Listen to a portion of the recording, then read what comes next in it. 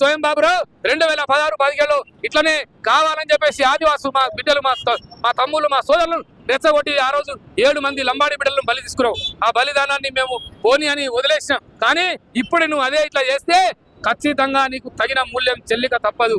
ఒకవేళ చెప్తున్నాం నువ్వు అనుకుంటా ఉన్నాం ఇలా స్వయం బాబురావుకు తెల్ల వెంకట్రావు అయితే ఆయనకు సొయ లేదు. ఆయన ఎమ్మెల్యే ఎట్లయిండు మాకు తెలియదా?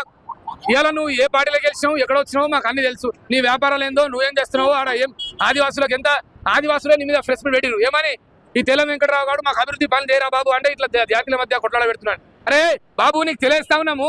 అరే అక్కడ ఏజెన్సీ ప్రాంతంలో జీవో నెంబర్ 3ని కొట్టేసిరు, సుప్రీంకోర్టులో కొట్టేసిరు. దాని విషయంలో మాట్లాడరా బాబా 100% రిజర్వేషన్ గురించి అంటే నీకు మాట్లాడడానికి రాదు, సోయి రాదు. అలా పౌడు భూముల గురించి మాట్లాడాలంటే మాట్లాడడానికి రాదు. అక్కడ ఉన్నటువంటి ఈ గిరిజన సమస్యల మీద అభివృద్ధి మీద మాట్లాడాలంటే మాట్లాడడానికి రాదు. నీకు నోరు ఉందారా బాబు? నువ్వు ఒక ఎమ్మెల్యేవా? నీకు శుద్ధి శరం ఉందా?